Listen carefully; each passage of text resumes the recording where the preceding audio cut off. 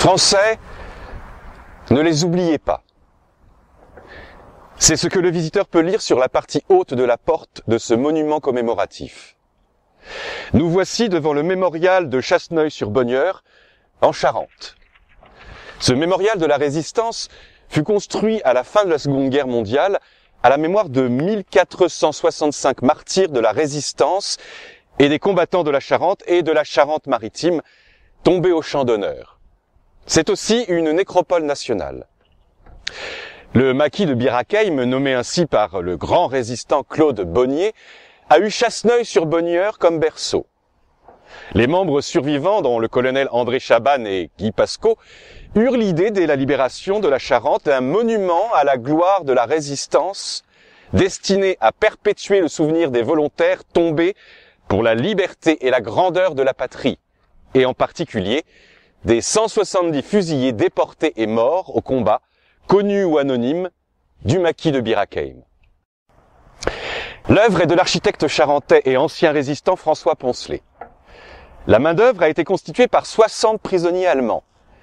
Il comporte une crypte de 28 alcôves dans laquelle reposent 30 combattants, dont Claude Bonnier et André Chabannes. Le mémorial est entouré d'un cimetière militaire de 2 hectares qui comporte 2255 sépultures de soldats et de résistants de la Seconde Guerre mondiale. Car les combattants du maquis de Bir Hakeim ont été incorporés aux troupes arrivant d'Afrique et tous ont combattu pour reprendre La Rochelle, Rochefort-sur-Mer, puis Royan. C'est dans ce lieu plein de recueillement que le général de Gaulle, autour d'un voyage présidentiel, fit halte le 12 juin 1963.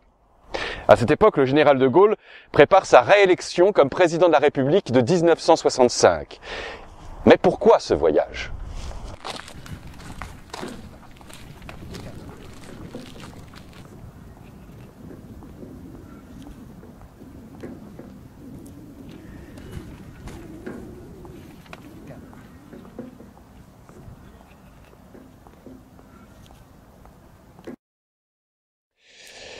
Le général de Gaulle, l'homme de l'appel du 18 juin 1940, se retire des affaires publiques, exaspéré par l'attitude frondeuse et les manœuvres des partis qui souhaitent donner des pouvoirs réduits au futur président de la République.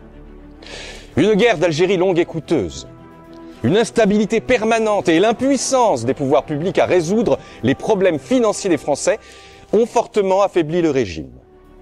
L'armée, inquiète de la tournure des événements, gronde en silence. Faut-il craindre un coup d'État ? Certains réclament un gouvernement de salut public. Faut-il avoir recours à l'homme providentiel ? Le général de Gaulle se tient prêt à assumer les pouvoirs de la République. Les événements s'enchaînent. Après la démission du gouvernement de Jean Fimelin, le président Coty appelle le plus illustre des Français, le général de Gaulle, qui accepte de former un gouvernement. Ce qui se passe en ce moment en Algérie par rapport à la métropole et dans la métropole par rapport à l'Algérie peut conduire à une crise nationale extrêmement grave. Mais aussi ce peut être le début d'une espèce de résurrection. Voilà pourquoi le moment m'a semblé venu où il pourrait m'être possible d'être utile, encore une fois, directement à la France. Utile enfin, parce que je suis un homme seul, que je ne me confonds avec aucun parti et aucune organisation, que depuis 6 ans, je n'exerce aucune action politique, que depuis 3 ans, je n'ai fait aucune déclaration, bref, que je suis un homme qui n'appartient à personne et qui appartient à tout le monde. Utile comment? Eh bien, si le peuple le veut. Comme dans la précédente grande crise nationale, à la tête du gouvernement de la République française. Est-ce que vous garantiriez les libertés publiques fondamentales? Est-ce que j'ai jamais attenté aux libertés publiques fondamentales? Je les ai rétablies. Et y ai-je une seconde à tenté, jamais. Pourquoi voulez-vous qu'à 67 ans, je commence une carrière de dictateur? L'Assemblée nationale accorde l'investiture du général de Gaulle. Dès lors, les esprits sont calmés.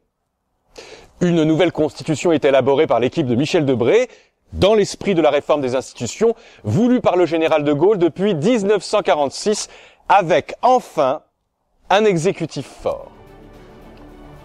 Par référendum, la nouvelle constitution est acceptée par le peuple français. Le 5 octobre 58, la Ve République est née.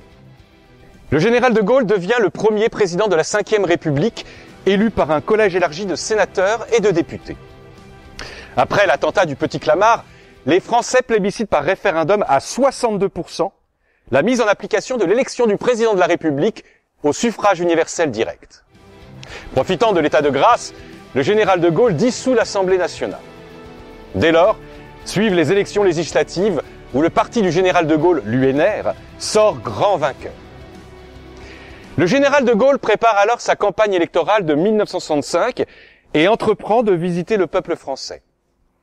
De février 1959 à juin 1965, le général de Gaulle réalise un gigantesque tour de France d'une vingtaine de voyages qui le conduit d'un bout à l'autre de la métropole, dans toutes les provinces, dans toutes les régions.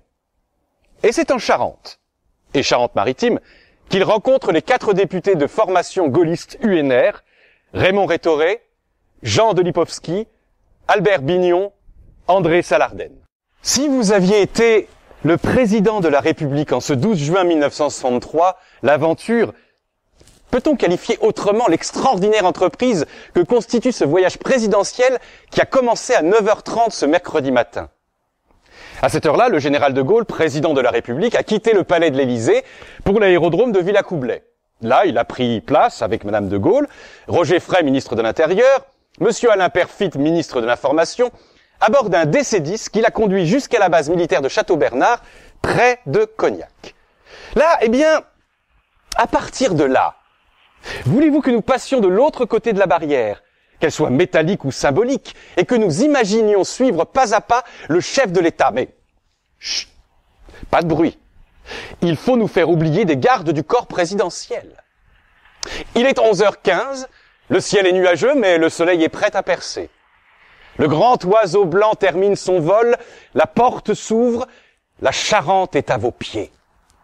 Si vous aviez été président de la République, vous auriez vu s'avancer personnalités et photographes de presse, tandis que dans le lourd silence qui succédait au vrombissement des moteurs, éclataient les fanfares, et le voyage commence.